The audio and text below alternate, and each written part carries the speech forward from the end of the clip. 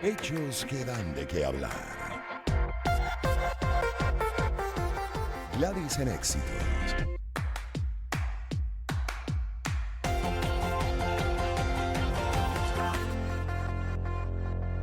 Bueno, vamos a tratar de dar algo de claridad con esta entrevista en medio de lo que se podría considerar hasta contradicciones. ¿Y por qué? Pongo en contexto. Leo de DW. Lo que fueron palabras, además, que se difundieron por todos los medios de comunicación locales y también internacionales del presidente de Estados Unidos, Donald Trump, del viernes pasado, 31 de enero, en las que dijo que no permitiría la compra de petróleo a Venezuela, como hizo su antecesor Joe Biden, quien levantó una serie de sanciones también y dijo, Biden fue, textualmente, esas fueron las palabras, Biden fue y compraron millones de barriles de petróleo. No voy a permitir que vuelva a pasar algo así de estúpido. Inclusive con ese calificativo fue lo que afirmó el presidente actual, Donald Trump, en declaraciones a medios en el despacho oval de la Casa Blanca. Al día siguiente, también tuvimos esta noticia, y lo leo del nacional.com, entre otros medios que lo reseñaron. La extensión por 6 meses de la licencia que permite a Chevron continuar operando en Venezuela y que ha generado controversia, especialmente en lo que respecta al impacto en la economía y la legalidad de las operaciones. José Ignacio Hernández, por ejemplo, abogado y experto en derecho económico, fue quien destacó este desarrollo a través de su cuenta en X este sábado 1 de febrero, señalando el importante rol que la petrolera estadounidense sigue desempeñando en el sector energético venezolano y según Hernández, Chevron representa alrededor de 25% de la producción de petróleo en Venezuela, lo que subraya la importancia de la empresa en un país cuya economía depende en gran medida de los ingresos petroleros. El experto no solo se centró en los aspectos económicos, sino que también planteó serias dudas sobre la base legal de estas operaciones. Pero aquí me detengo con Osvaldo Felizola, coordinador y profesor del Centro Internacional de Energía y Ambiente del IESA. Justamente con él pretendemos revisar esto, que luce contradictorio, pero ¿es o no contradictorio? ¿Cómo lo ve usted? Bienvenido, buenas tardes. Saludos, Gladys. Un saludo para ti y tu audiencia. Un placer estar aquí con ustedes. No, no es realmente contradictorio. Es parte de Ajá. las políticas del gobierno republicano del presidente Donald Trump y su agenda Proyecto 2025, donde están buscando expandir al máximo la capacidad de producción de crudo y gas de los Estados Unidos de Norteamérica sobre todo lo demás. Su famoso American First. Ujú. Pero entonces las palabras que dio el presidente desde el despacho oval de la Casa Blanca el pasado viernes, donde incluso dijo, subrayó que no iban a permitir la compra de petróleo a Venezuela y luego vemos la renovación de, en este caso, la licencia de Chevron al día siguiente. ¿Esa no es una contradicción? No, la licencia de Chevron no ha sido renovada, como decirlo así, ya se renueva automáticamente cada 6 meses. El presidente Ujú, Biden la renovó en noviembre del año pasado. Se espera que para el mes de abril tocaría de nuevo la renovación automática, a menos que el presidente Donald Trump decida retirarla. Es ujú. importante decir que puede ser retirada en cualquier momento, es decir, no hay ninguna cuestión que el gobierno americano le impida hacerlo, hasta el momento no lo ha hecho.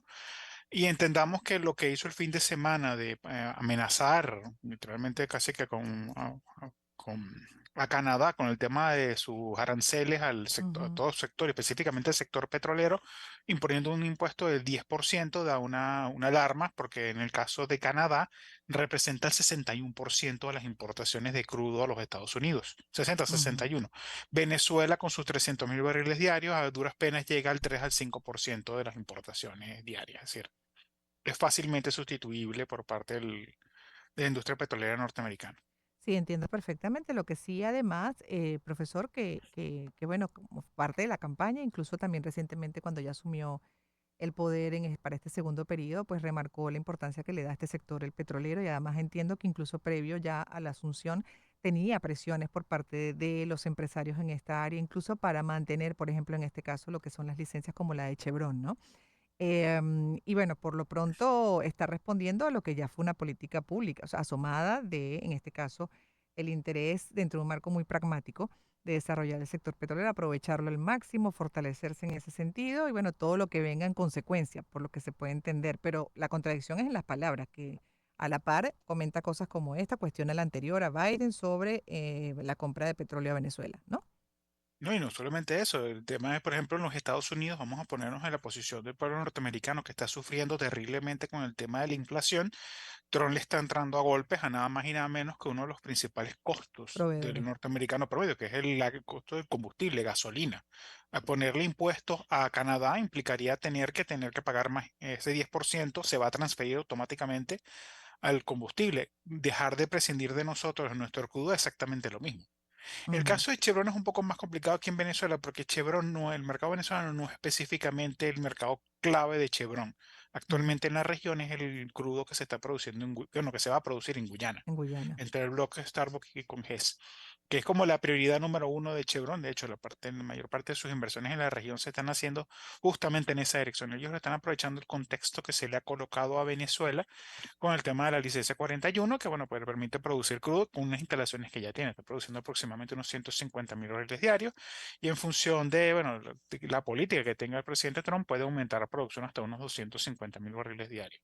Ujú, Aquí el tema se presenta, por lo menos en el caso de la presidencia del presidente Donald Trump, hasta qué punto él es capaz de darse cuenta de que las cosas que ha estado haciendo, específicamente con el sector petrolero, no son necesariamente lo mejor que puede recibir el público norteamericano en este momento. Yo comentaba que una de las cosas que no se espera que pase este año, por lo menos un aumento de sanciones hacia Venezuela, muy probablemente la licencia se vuelva a renovar en abril por temas económicos. Pero visto lo que hemos visto, a menos que ocurriese alguna tontería, pero ujú, visto lo del fin de semana, donde se enfrenta directamente a Canadá, que es su principal proveedor de importación de crudo, recordemos que el crudo, a diferencia de otros productos, necesita unas refinerías adecuadas para ese crudo. exacto. Estados Unidos puede recibir perfectamente el crudo venezolano como el crudo canadiense. Entonces, una oportunidad maravillosa para los Estados Unidos conseguir un crudo a un muy buen precio. En el Ujú. caso de que las sanciones, en este caso aranceles, se aplicaran al crudo de Canadá, irónicamente es una oportunidad interesante para Venezuela porque eso le haría un poquito más económico nuestro crudo y podrían comprarnos un poco más. Claro. Por lo pronto, además, también el interés de Chevron es poder cobrar la deuda, ¿no? También. Y no solamente la deuda que se tiene con Chevron, sino con con ConocoPhillips y todos los, Y todas ¿cómo las se llama? Que demás. se deben de. Ujú. Exactamente, pero como bien dice usted, pues al final con las políticas como van en lo que es la ejecución, pero versus el discurso, ¿no? En algunos casos hasta incongruente, cualquier cosa puede pasar, no hay garantía para nadie, incluyendo a un proveedor tan importante como Canadá. Y Y para la entendamos misma que algo más. población estadounidense que se ve perjudicada por un aumento de precios en general en varios sectores, y en este caso en la gasolina. No, y no solamente eso, por lo que estoy leyendo en las fuentes, ya fue aprobado Chris Wright, el nuevo secretario de Energía de Estados Unidos. Él es un Ujú, secretario que no tiene tradición, es decir, viene del sector petrolero, pero viene del sector petrolero de fracking. Es decir, él no trabajó nunca o tiene muy poca experiencia con las grandes petroleras norteamericanas, ExxonMobil, ConocoPhillips, Chevron, Texaco. Entonces, y de paso es un negacionista del cambio climático. mm, Entonces mm, nos ponemos en un contexto de que la política energética norteamericana no solamente va a ser pragmática, sino nos da a entender de que puede ser que tenga puntos de picos emocionales, ¿cómo se llama? Viscerales que pueden peligrar significativamente el crecimiento económico de Estados Unidos en tema energético.